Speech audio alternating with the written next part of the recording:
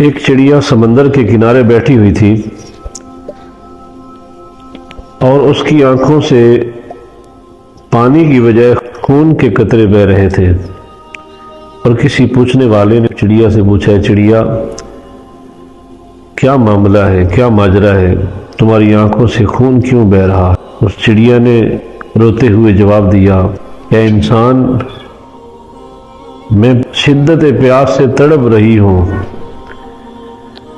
اور پیاس کی شدت مجھے اتنا تڑپا رہی ہے کہ میری آنکھوں کا جو پانی ہے وہ بھی خشک ہو چکا ہے، میری آنکھوں سے پانی کی بجائے خون کے قطرے بہہ رہے ہیں۔ وہ کہنے والے نے کہا کہ شدت پیاس کی وجہ سے کیوں تم تڑپ رہی ہو، حالانکہ تم سمندر کے کنارے بیٹھی ہو؟ تم ایک نہیں، تیرے جیسی اگر لاکھ چڑیا بھی آ جائے اور اس سمندر سے پانی پی لے تو سمندر کے اندر ذرا برابر فرق آنے والا نہیں، اور سمندر کے کنارے بیٹھ کر شدت پیاس سے تڑپ رہی ہے۔ اس چڑیا نے آگے جواب دیا کہ ہاں، میں بھی جانتی ہوں کہ میں سمندر کے کنارے بیٹھی ہوں، اگر میں اس سمندر میں سے قیامت تک بھی پانی پیتی رہوں تو اس سمندر کے اندر ذرا برابر بھی کمی واقع نہیں ہو سکتی، لیکن یاد رکھو، میں اس وجہ سے اس سمندر میں سے پانی نہیں پی رہی، کہیں ایسا نہ ہو کہ میں سمندر کے پانی پینے میں مشغول ہو جاؤں اور میرا کوئی ایک سانس ذکر الہی سے غفلت میں گزر جائے۔ اہل اللہ فرماتے ہیں کہ دیکھ، وہ چڑیا کے اندر رب ذوالجلال کی محبت اور اس کا اتنا خوف ہے کہ شدت پیاس کی وجہ سے اس کی آنکھوں سے آنسوؤں کی بجائے خون نکل رہا ہے، لیکن خدا سے اتنی محبت کرتی ہے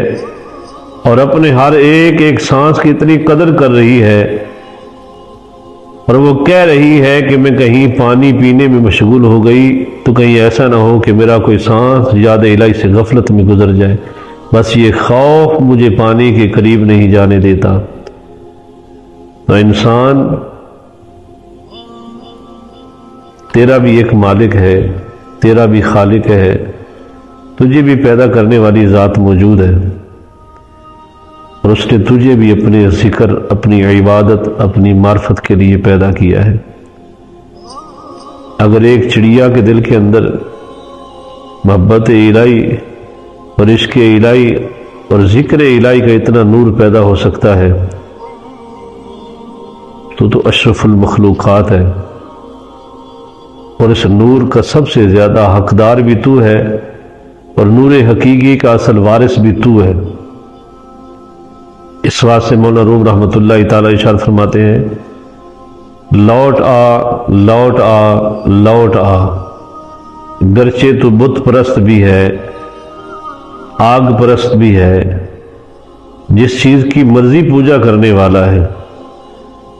بھٹک چکا ہے، لوٹ آ اپنے رب کی طرف، اس کی محبت سے اپنے دل کے آنگن کو آباد کر، یقیناً تو ہی حقدار ہے صحیح معنوں میں اس کی محبت کا، اور اس کی معرفت کا مرکز تو ہی ہے۔